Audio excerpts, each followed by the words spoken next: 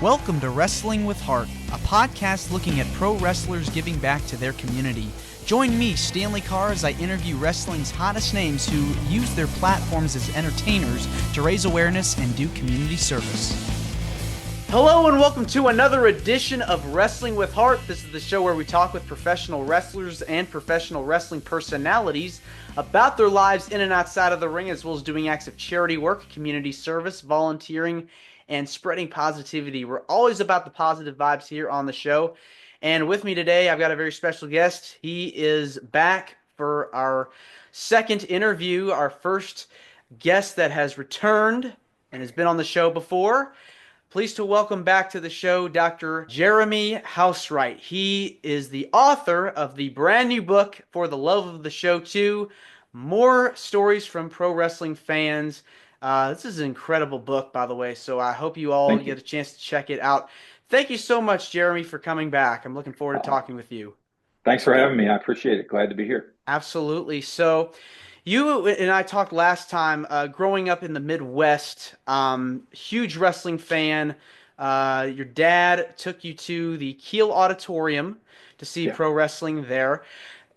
What is it about wrestling to you that made you, got you hooked? I think it is just the storytelling. If done right, as we saw last year with the whole Cody Rhodes story, it can enthrall the audience and captivate you week in and week out, looking for that payoff. And that is what has always attracted me to pro wrestling. I mean, I love the athleticism and the spectacle of it, but it's honestly the storytelling. Being a storyteller myself, that's what draws me to it. Yeah, and it's all about the cliffhangers. As kids, we grew up watching, whether it was 80s WWF or the Attitude Era or the Ruthless Aggression Era, and even to the present. I mean, when you tune on to an episode of Raw, you're seeing the stuff, we're recording this during WrestleMania week, but the stuff involving Roman Reigns and Paul Heyman and CM Punk and Seth Rollins. People want to know what's happening there. Because that is a hot story. People are talking about it. You just mentioned the stuff with Cody Rhodes and Roman Reigns from last year. I mean, that was such a monumental storyline, the way they pulled that off, and The Rock being featured in as well. So it's definitely about leaving those viewers interested in what's happening next. Those little details are very vital to professional wrestling. Absolutely. Now, you had talked to me before about some of the favorite wrestlers you grew up watching. I remember you talked about Hogan, getting to meet him. What was that like? The first time I got to meet Hulk, it was very early in the morning, and it was at WrestleMania 30 in New Orleans. And we had to get up at like 5 a.m. to go get in line to meet him, even though I had a ticket to meet him at the WWE Fan Experience. And it was cool, man. It was for me, it was just a kind of a bucket list thing because I had looked up to him as a kid, and to finally get to meet him, it was definitely a highlight. And then last summer? Yeah, last summer he was here in St. Louis doing an appearance for his All-American beer. So I went out again, and knowing what I know now about him, though, it's kind of, I guess it's kind of tainted a little bit, because he's not got the best reputation. But still, to get to meet someone that was my childhood hero was still a pretty cool thing. Yeah, it's always good when you meet one of your heroes and getting a chance to talk with them, get a picture. It is a thrill. And what was it about Hogan growing up that just really made you go, wow, this is so amazing? I think the fact that he was like a superhero, that's what they built him as, the train, eat your vitamins, say your prayers. Those things resonated with me as a kid. And, when you're a kid, you're always looking for that person to look up to emulate. And for me, it was Hulk Hogan. Yeah, I mean, he was this larger than life superhero, as you said, who was just attracted so many people. to really get behind him. His matches with Andre the Giant, his team, and eventual feud with Macho Man Yeah. remains one of the all-time greatest moments in the WWF, WWE. Even his stuff with The Rock later on Yeah. was so iconic. That's what I was going to point out. I thought, they just showed a flashback to that, I think on SmackDown the other night. And I can't believe it's been 23 years since that match because I can remember where I was, what I was doing that night, where I watched it. Because to me, that was the highlight for my probably fandom of pro wrestling, getting to see The Rock, who I love to death, and then Hogan kind of passing the reins to him.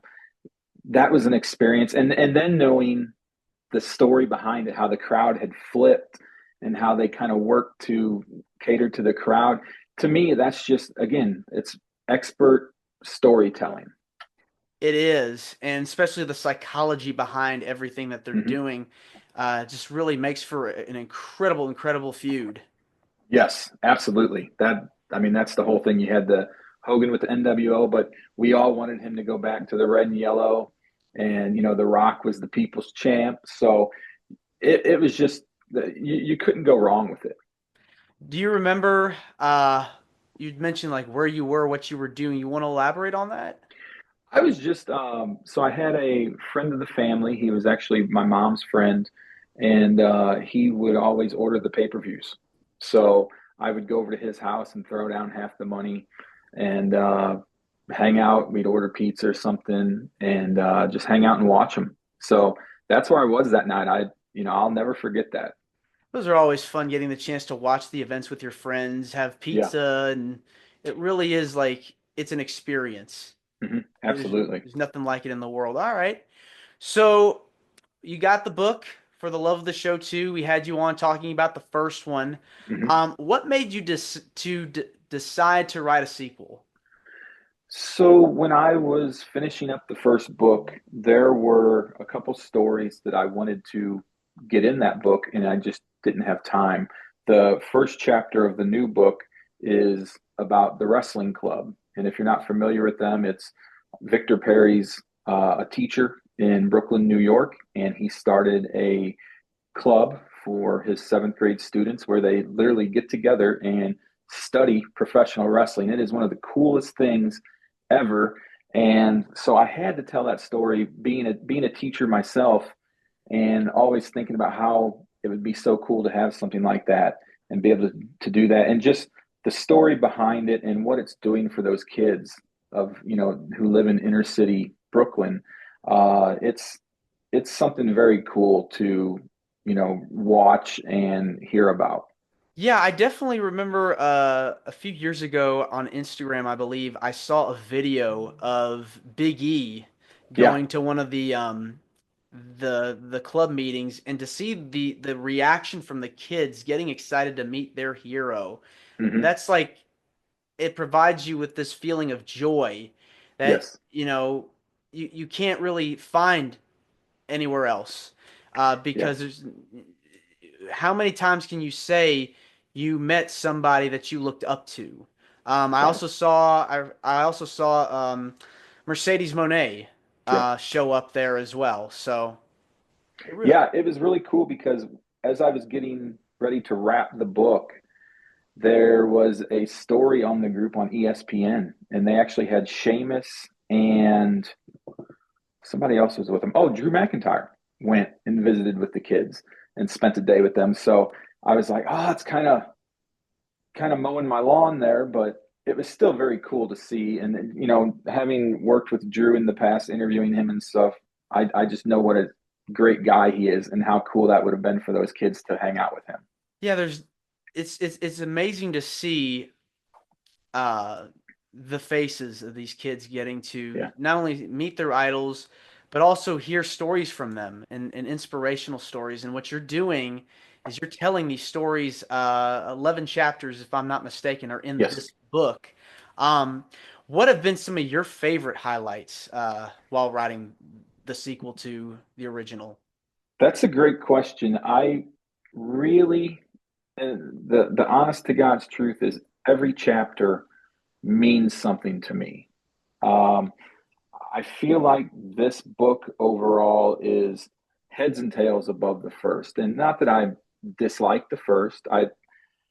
I spent a lot of time on this one though, really getting to know each individual that I talked to, and spending a lot of time on perfecting their stories and making sure that they were true to what they were trying to convey to me. And, you know, if I had to pick some, I would say the final chapter of the book really means a lot to me. It's about a lady named Emily from California, and she's currently battling stage 4 cancer.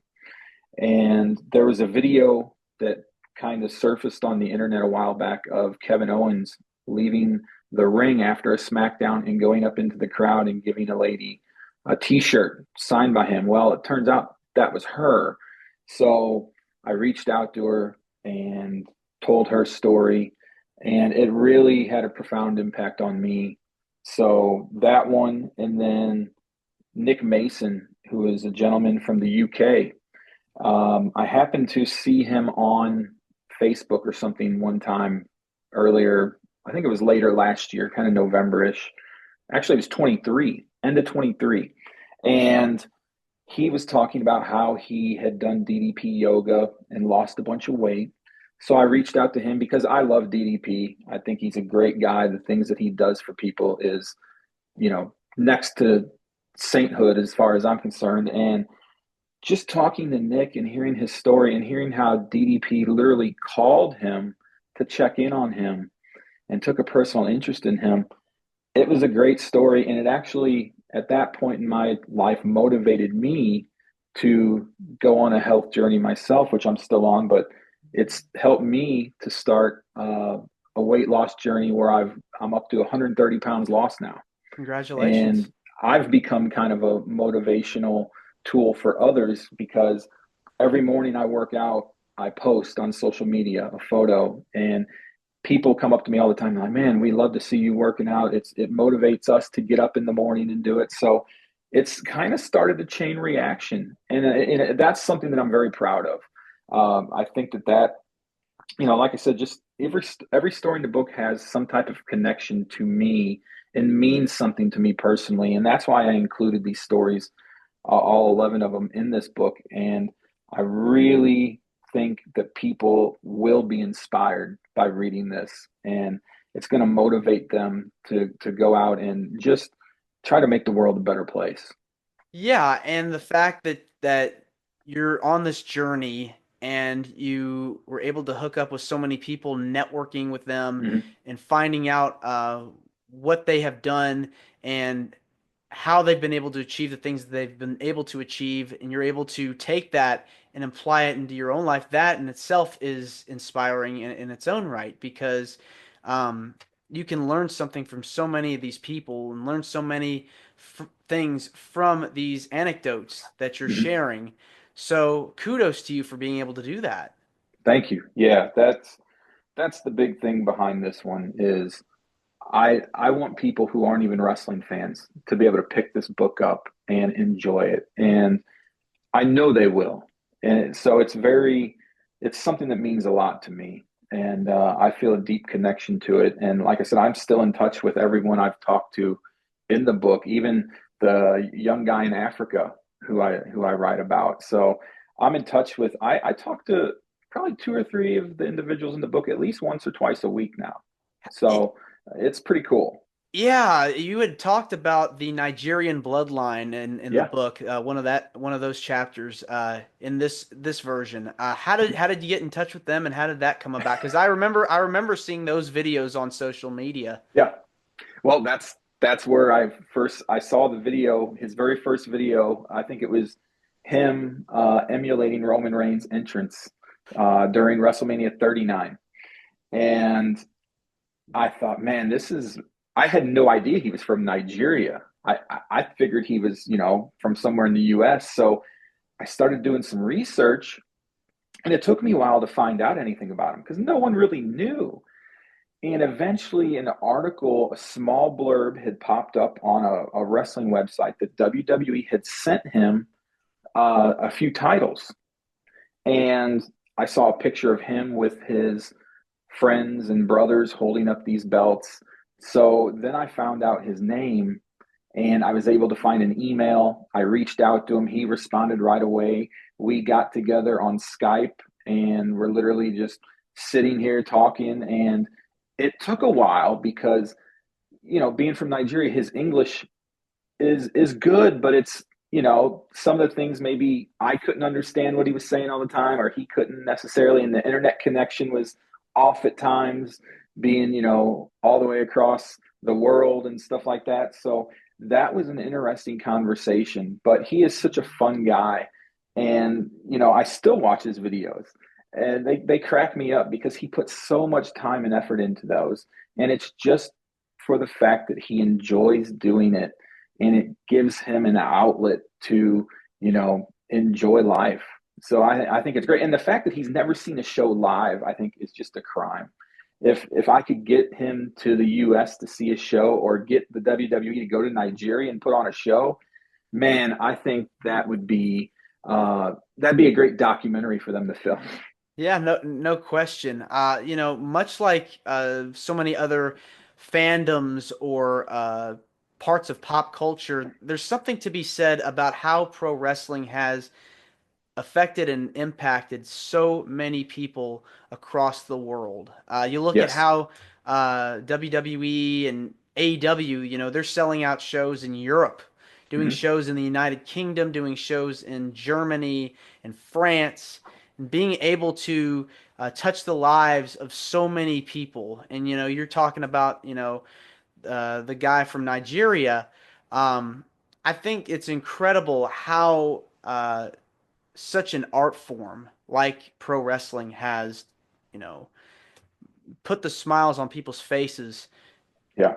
from people from all over the world. I mean, it Yeah. really is fascinating. Yeah, and the commitment that they have to watching the product. I mean, he was telling me they stay up till 2 and 3 in the morning just to watch a Raw and SmackDown, and that people literally will go to work and come home from work just to catch Raw or SmackDown at 2 a.m. in the morning on a weeknight. And I'm just like, that's commitment because we get the pay-per-views every now and then or the premium live shows where they're from Saudi, and I hear fans complain, "Oh, we got to get up at 7 a.m. or 6 a.m. to watch this." And I'm like, after hearing his story, I don't complain. I'm like, "Oh, I don't mind getting up at 6 a.m. It's all good." When you're watching the product and when you're covering the product, it's almost like it's a different feel from Yes. somebody that's just a fan, because Yeah. you have to really pay attention to when the event starts and begins, Hmm. and but also, you know, now that everything's so on demand, you could watch it at any time. So Right. I think that's pretty cool though to be able to have that opportunity because back 20 years ago, the only way to really watch it was live, or Yeah. if pay-per-view uh, subscribers or the pay-per-view companies, they would have to present it like a special on-demand version later on in the week. But you could watch any kind of premium live event at any point Hmm. now with the internet and being able to do that. So it's amazing how technology works, but it is a commitment because you Yeah. have to you have to if you really love something, you have to find a way to be able to tune in and watch. Yeah, and you mentioned the internet. That it's a great tool, but it also can be a hindrance because those of us who may have to work on an evening, like there'll be some Monday nights or Friday nights where I'm out covering, especially during fall, covering football. And I come home at 10 or 11 o'clock and I want to watch SmackDown. If I log on to Facebook, it gets spoiled within a minute. Just, scrolling through my feed, something pops up. I'm like, man, that, so it does sometimes take away the enjoyment, but overall, yeah, it's a great tool to have to be able to follow the product if you miss it live. And you've been covering sports and wrestling and entertainment for so many years. What was it about writing that made you go, I really want to do this for a living? As a kid, I was very quiet and shy. And in a way, I still am. I'm kind of an introvert. And the only way to get my feelings and emotions out was to put them on paper. And I can remember writing all these different stories as a kid and always wanting to have people read them. And I was always writing speeches for people for student council elections and things like that because I just had a way with words. And as I got older, I just knew that I wanted to be in the media. I love journalism. I'm a huge uh, advocate for the First Amendment and freedom of speech and freedom of press. And we live in a time right now where that's being threatened big time. And I've been to events where reporters have been removed simply for not agreeing with a person, and that's not right. And we're in a time where we really need great reporters, and we need people who are objective and can keep their feelings out of reporting the story. And it's hard because I've been there. Being a sports fan, there's been times where I've had to cover teams that I really like, or I might know the coach personally, and it's hard sometimes to keep your feelings out of it. But that's part of the job. And over the years, it's become a lot easier for me. When I was younger, it was hard, Really? but I've learned how to turn that off at times. And does it take away the enjoyment sometimes? Yeah, it does, because I'll be there on the job, but I'm also a fan. And I wouldn't be there doing that as a job if I wasn't a fan, because there's so many other things you could do that you could make a lot more money at and have a job that's a lot easier, because there's a lot fewer journalism jobs now. So it's a very cutthroat industry. And but I'm a big advocate for it, and I love it. And there's nothing else I'd rather be doing than writing. What has been your favorite part about being a writer and a journalist? I think doing this book right here, honest to God, I want people to read it. I want it to spread like wildfire. I really do. I think it's that good. It's an easy read. It's 145 pages, and the people who have read it so far, they love it. The people involved whose stories I tell, they are excited for it. It's meant a lot to me. I've gotten to do a lot of things. I've been fortunate to be able to cover professional teams, different events, title games, president visits. I've been able to interview several different presidents, and those are great. It's fun. But doing this book, because I think it's just so personal and it just has such a deep meaning to me, has been one of the highlights of my career. Yeah, and the fact that you're able to tell these stories and have pro wrestling as a backdrop, Mhm. um, I think that's so cool. And um, you talk about the wrestling club. You've also been able to bring your love and share your love of pro wrestling to these students. Yeah. Um, wh- tell me about how you're able to use lessons from pro wrestling and apply them to teaching. So years ago, when I taught middle school, I remember a lot of our students were really struggling with writing. It was just something that was very difficult for a lot of them to grasp. And I struggled with teaching it at times because with teachers, especially you see this with math teachers more, they know the subject so well, especially with numbers and things, but it's hard for them to get that across to students. I was just talking to some students the other day, and they were in my class saying how they didn't like this one teacher because he didn't teach them correctly. And I said, well, I didn't even know what they were talking about. I said, it's math, right? And they said, yeah. And I said, math teachers, as a general rule of trade, some of them struggle with getting the content across because they know it so well. They just are in that mindset that others learn like them and know that, you know, stuff too.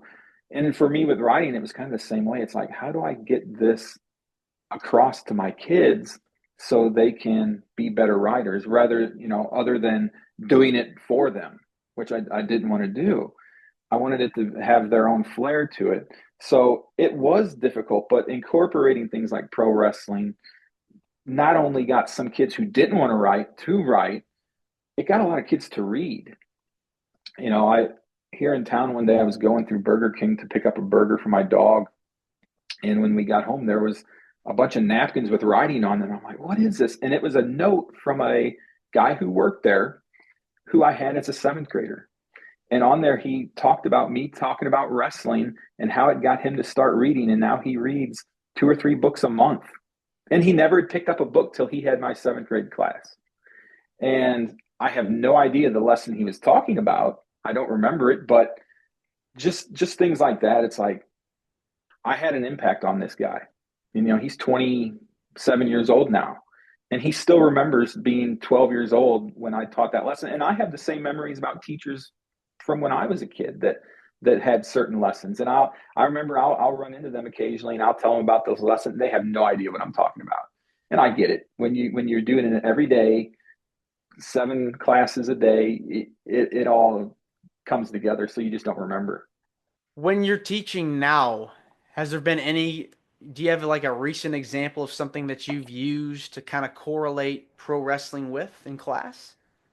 So I have used my book. The first book I used to try to kind of motivate some students because, especially at the high school level, I get a lot of male students who just aren't motivated. They go to their shop class and that's what they enjoy, and they're like, well, I don't need to know this English stuff, or I don't need to know, you know, characterization and all the traits from this book. So I try to relate some of the stories that they're reading.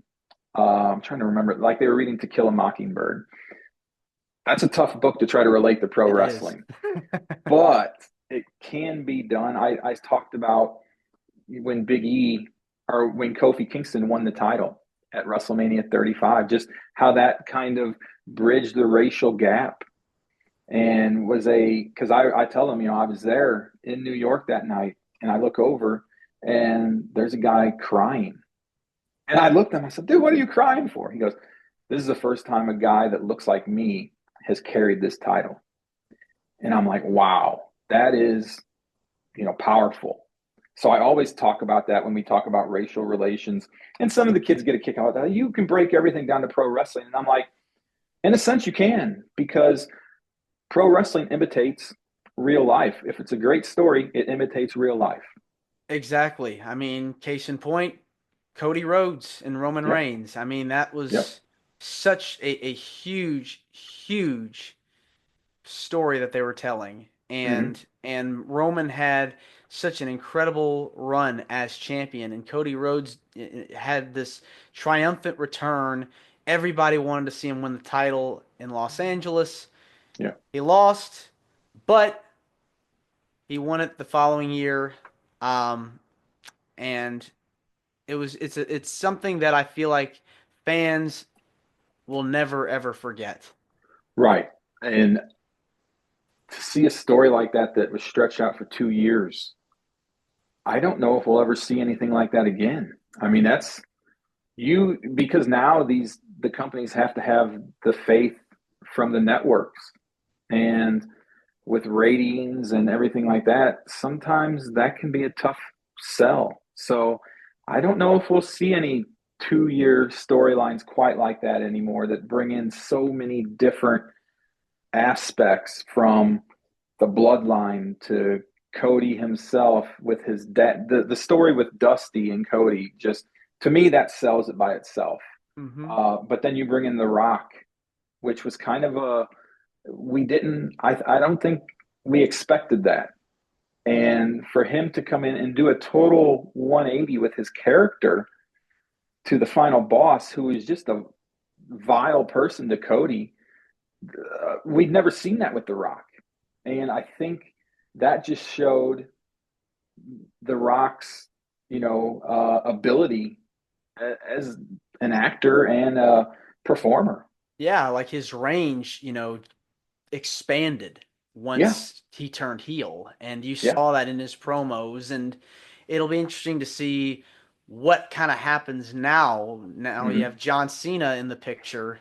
This Right. is his final year, so will he get the 17th title win? Who knows? But Yeah. I think it's so cool how we've both been able to go to these shows, have these memories, and are able to recount some stuff and tell them to our friends and share them and be able Hmm. to have platforms to be able to do this because Yeah. uh, it keeps the business going, it keeps Hmm. engagement going, and hopefully it continues to grow in the future. Um, do you think you'll eventually write a part three? I was asked this the other day, and in the book, I addressed that. Um, I don't think so. I think this, for me personally, this represents the end of a chapter in my life.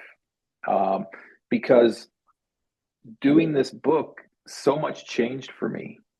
When I started it, I was unhealthy. I was not happy with the way things were going for me. And because of this book and the people I talked to, it motivated me to change all that. And I am honestly a totally different person physically and mentally now than what I was a year and a half, 2 years ago when I started this book. So it's an end of a chapter. I'm looking forward to the next one. I am going to write another book. I don't foresee it being pro wrestling based, sports based, most likely, because that's where my passion lies. So and as a writer, you have to write what you're passionate about because, and I've talked about this with the first book. I'd started other books before and I couldn't finish them because I would get to a point where I'm like, this don't mean anything to me anymore. The first book meant something to me. This one especially means a lot to me. So I don't know what the next topic's going to be for sure, but I just know that I probably have closed the book on pro wrestling unless something would pop up where it's more of a telling someone's life story. That is something I would be interested in, writing someone's biography. I think that would be awesome. If you could pick a pro wrestler to write a book on, Oof, who would it be? man. That is a good question because there's so many. I would go with the one that would be easiest for me personally, being from St. Louis. I think I'd have to pick Randy Orton. Hmm. And he has a pretty interesting story. So I would probably go with him. I could totally see that for sure happening. Well, before we wrap things up, what is it about, telling these stories and being able to talk about them that gives you, what is it about the telling these stories that gives you the most joy? Being able to hear from people that it had an impact on them. Um, I've gotten so many messages from Emily, from the Pollingers. I write about their son in this book, just how proud of it they are. Maz Adams has messaged me. He's an artist for WWE. I tell his story. He thanks me all the time for telling his story. You know, just hearing that it means something to those individuals, and the fact that they will always have something that tells their story out there. Like this is forever. People can go to the library and read this or go pick it up or whatever, but it's always going to be there when we're long gone and there's a new generation of wrestling fans. Who knows how they'll be watching it or where it'll take place, maybe on the moon or Mars for all we know, but they'll still be able to pick up one of these books and read one of these individual stories. So I think that is, what's most meaningful about it. For sure. Jeremy, I want to say thank you for coming on again to Wrestling with Heart. It means a lot to me and to my listeners and viewers that are watching this on YouTube. Where can people find more about you on social media and how they can get the book? Yeah, so you can go to Amazon right now and get it in print or ebook. You can go to barnesandnoble.com and get it in hardback. I got a special hardback edition that just released Friday. I haven't even looked at it yet. I haven't got it, but it's all color because the paperbacks are in black and white. So there's like over 30 photos in this new one, which is what a lot of people had requested. They wanted to see more photos of the people. So I put 3-4 photos of each person, and the hardback is color, and you also get it in paperback. And then you can also go to my website, jeremyhousewright.com, order it there. You can find me on Facebook or Instagram or Twitter, and even TikTok till they shut it down. I guess I'll be hanging out I do a lot of trailers for the book. I have about 12 of them that I've put together, and I'll be sitting around and I'll do it on my phone. I never did TikTok. I'm not a TikTok person, but I had read that it was so easy to do that. And it literally is. I sit at my phone and just take pictures of the people that I wrote about and do it and put it out there. And I've been getting thousands of views, man. It's crazy how it works. Awesome. It blows my mind. So yeah, you can find me at all those. And if you want a signed copy, just find me on social media and send me a message, and I can ship you one. Oh, that'd be great.